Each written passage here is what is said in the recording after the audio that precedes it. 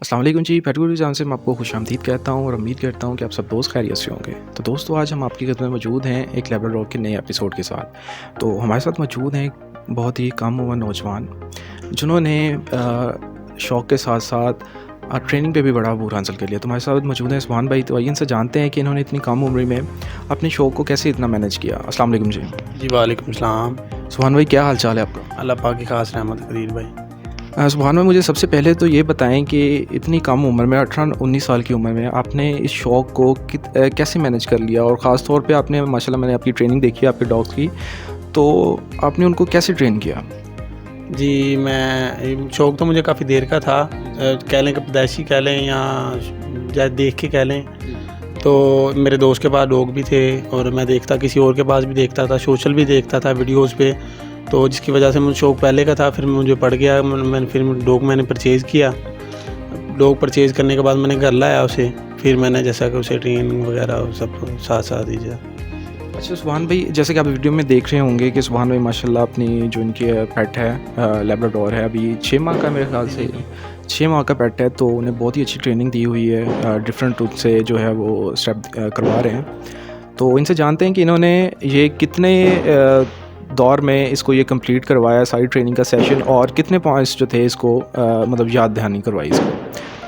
जी, मैंने जो है इसको डॉग को परचेज़ किया था जब, तो मैं वीडियोज़ देखता था ट्रेनिंग की भी, और मेरा शौक़ भी था कि मैं ये शौक़ बेसिकली मेरा शौक़ ये नहीं कि मैं डॉग रखूं। मेरा शौक़ ये था कि मैं डॉग रखूं, उसको मैं उसकी परवरिश करूं, उसको ट्रेन करूं। ये डॉग लेके मैं दोस्तों को यही कहना चाहूँगा कि डॉग लेके उसको बांध के 2 टाइम की रोटी डाल के ये डॉग रखना नहीं है। उसको डॉग को लें, उसको उसकी परवरिश करें, उसको ट्रेन करें बाकायदा, उसका बेसिकली जो है सारा प्रोसीजर उसको पूरा करें। बिल्कुल सही बात की है सुभान भाई ने कि मोस्टली मैं लोगों को देखता हूँ कि यहाँ तो उन्होंने केजों में बंद करके रख दिए होते हैं, हमेशा के लिए ही कह सकते हैं आप। यहाँ उन्हें लीशों के साथ बांधा होता है, तो ये बहुत ही एक अननेचुरल बिहेवियर है जो कि जानवरों के साथ नहीं करना चाहिए। उनकी भी फीलिंग्स होती हैं, उनके भी मतलब आपके अटैचमेंट की ज़रूरत होती है। तो सुभान भाई, मुझे ये बताएं, जैसे कि आपने ट्रेनिंग की बात की है, तो ट्रेनिंग में आपकी मतलब इंटरनेशनल कह रहे हैं या नेशनल कह रहे हैं, कौन ऐसा बंदा है, कौन ऐसा ट्रेनर है जो आपकी इंस्पिरेशन रहा, जिनसे आपने काफ़ी कुछ सीखने को मिला? जी बिल्कुल कदीर भाई है, वो हैं अजमल कैनी साहब, जो कि जिसके जब का मैंने उनको पहली दफ़ा देखा वीडियो में ही देखा था। अब तक रियल में भी नहीं देखा। मैं वीडियोस देखता था, दूसरी ट्रेनिंग की भी देखता था, उनकी भी देखता था। जब मैंने उनकी देखी तो मैं काफ़ी एक्सप्रेस हुआ उनकी वीडियो देख के। वो बहुत अच्छी ट्रेनिंग करवाते हैं, और उनकी तरफ देख के मैंने काफ़ी ट्रेनिंग जो अपने डॉग को करवाई हैं। और वो मैंने उनकी जब ट्रेनिंग देखी थी, वो माशाल्लाह बहुत अच्छी ट्रेनिंग करवाते हैं डॉग की। जी, मैं आपको बताता चलूँ कि अजमल कियानी साहब हमारे पाकिस्तान के माशाल्लाह बहुत ही बेहतरीन ट्रेनर है, बहुत ही स्किलफुल हैं और बहुत ही प्यारे इंसान हैं। तो झेलम में उनका सेटअप है, इस्लामाबाद में उनका माशाल्लाह सेटअप है। तो इंशाल्लाह उम्मीद है कि हम नेक्स्ट वीडियोज़ उनके साथ भी ज़रूर करेंगे।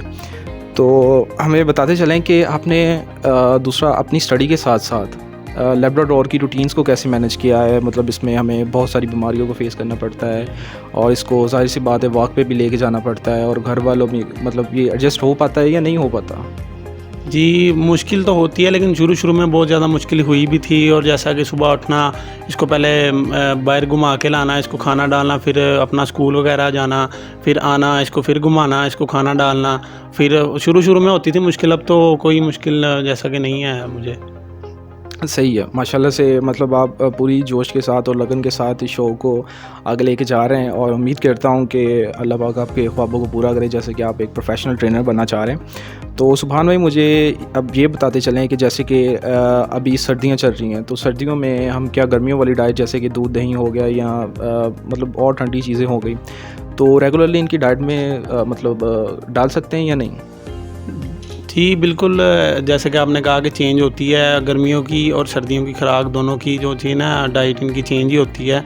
जैसा कि गर्मियों में हम सुबह दही डालते हैं, दोपहर को जैसा कि घर का खाना भी कई लोग डालते हैं, लेकिन कई यखनी चिकन वगैरह भी डालते हैं। सर्दियों में ये होता है कि सुबह के टाइम दही नहीं डाल सकते क्योंकि दही ठंडा होता है। तो जैसा कि मैं सर्दियों में एक टाइम फीड डाल रहा हूँ सुबह के टाइम, और रात के टाइम जो यखनी के साथ रोटी, घर की रोटी जो सी होती है वो डाल रहा हूँ। सही हो गया। इसके साथ साथ मुझे सुभान भाई ये भी बताएं कि वेदर चेंज के साथ हमें बहुत सारी जो बीमारियां हैं, इनका वेदर चेंज हो या ना हो, लेकिन फिर भी हमें जो एक है, जैसे कि इंसान है, इंसान को भी काफ़ी सारी बीमारियों में मुब्तला होना पड़ता है। तो जानवर के बारे में बताएं कि आपका कैसा एक्सपीरियंस रहा और कौन सी मेजर ऐसी बीमारियां थी जो कि मतलब आपके जानवर को लाहक हुई?